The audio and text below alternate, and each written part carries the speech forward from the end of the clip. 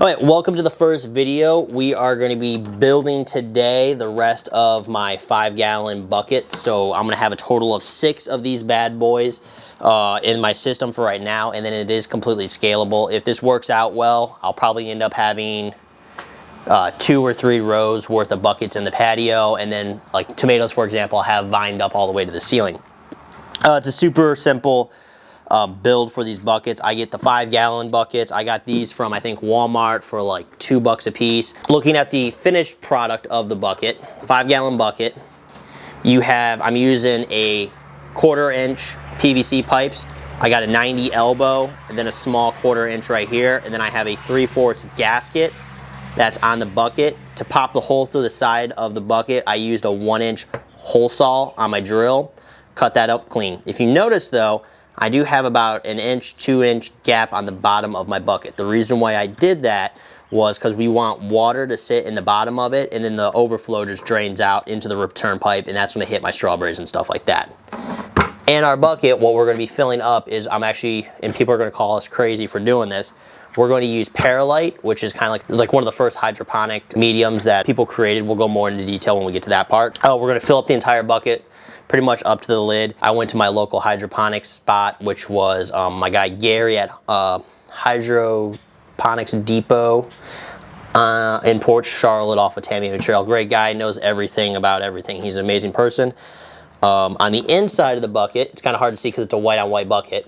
You have the gasket again, then you have the rest of the 1/4 inch PVC going through, and then you have another 90-degree attached to it. I don't use any glue or anything like that on the PVC pipes because it's a low pressure, so you really aren't going to get any leaks.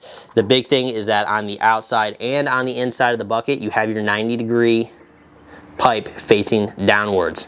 That's to stop your roots on the inside from going into your pipe and getting it all clogged up, and it's also to stop the Sterlite from flowing out. We are going to be putting a net on the inside wrapped around the 90-degree angle to just stop any of the finer pieces from floating into the system.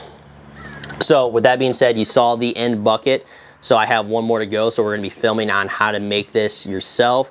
It is kind of a pain in the butt, and I'll talk more about the gasket here in a bit. It's a nightmare, and there's going to be a lot of innuendos and stuff like that because pipes and holes and stuff like that. So, see you in a few seconds.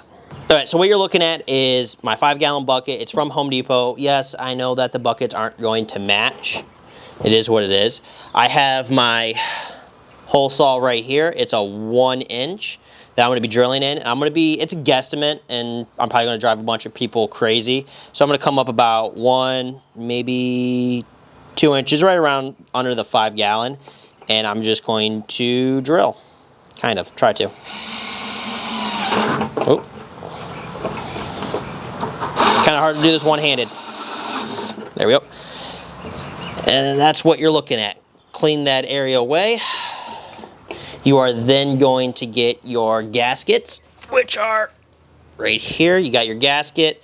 This part goes on the outside. The right part goes on the inside, and then if you see, there's like a little line, kind of like a, what do you call it? A crevasse, if you want to call it, whatever you want to call it, that goes into the middle right there. That is where your bucket's going to sit. So all you do is just kind of take that. It's a pain in the butt. This is a 3/4 inch gasket. And you just kind of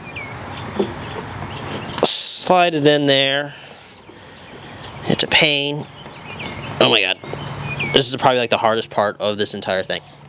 There you go. Now next you're going to pop your 1-inch PVC pipe through. Remember, you just want enough to be sticking out that you can attach your 90-degree angle on it. This part is a pain in the butt to do. I highly suggest that you lube up the hole with water. Alyssa suggested Vaseline, stuff like that, butter, whatever, Crisco. And stuff, but you want to hold on to the gasket from both the inside of the bucket and outside because it likes to try and pop itself out. And I also found that if you just try and shove it in, it will be a pain in the butt. So you kind of put it in at an angle and then twist as you push down. So anyways, I'm going to pause the GoPro. You guys can see this on the Canon 90D that I'm using, and I'm going to go from there because I need 2 hands for this. Okay, now cue the inappropriate comments. If Alyssa was out here, you can hear those in the bloopers video at the end of this playlist. So, like I said, it's just a pain, but you really want a nice tight fit on the PVC because it just, you don't want it to leak in or anything like that. It's just a really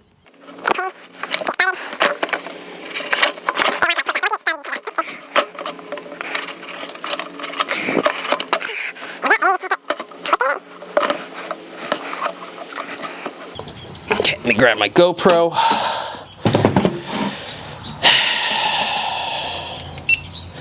So if you guys are looking on the inside, I only bring the PVC in just enough to get the 90-degree angle on.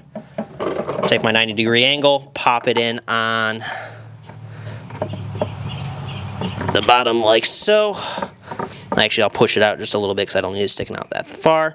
Remember, like I said before, make sure you point the 90-degree angle down towards the bottom of your bucket. It makes it harder for your roots to grow in to your 90-degree, blocking everything up. I'm also going to be putting a kind of a small net, like a painter's net, for a 1-gallon bucket on the end. The reason why is Tom told me when he was doing his, he did 5-gallon nets, and the 5-gallon nets around the edge with all the weight in it started to rip after a while. So he didn't, I think when he ordered them the second time, Amazon didn't have 5 gallons, so he accidentally ordered 1-gallon bucket liners. And he likes those instead, so that's what we're going to be using. Now on the outside, you got this. So what you're going to be doing, take your PVC cutters, open those up. And then you're just going to, it'd be so much easier if I had like this attached to my head. Come out just enough. I always make this side a little bit longer. It gives me a little bit more flexibility on where I want to position my buckets. And then you just cut that off. Boom. Good. Grab your other 90. And then you just put that on the end like that. Okay. And that is it for the 90-degree angles. The buckets are pretty much done, except for the liners that we'll do later on when we get Sterlite. On the outside of the buckets, to help with temperature, we will be wrapping kind of some type of insulation around the buckets. Alright, so that's pretty much it for this video. We got the first part done. We got the bucket, we got the reservoir return, spigot installed, and all that jazz. Next video, we're going to be talking about the setup for the buckets to sit on in the reservoir. Down the road, I might install like a small used refrigerator as a chiller, pop a hole through the side of it, run some hose through there, kind of like in a coil setup, and then back out and then into my reservoir tank to help keep the water chilled. The reason why you do that is you don't want root rot, and we live in Southwest Florida, and Southwest Florida just tactical nuke strikes everything. So that's it for this video. Stay tuned to the next one where we talk about setup and getting the reservoir and all that jazz. Okay, see you next.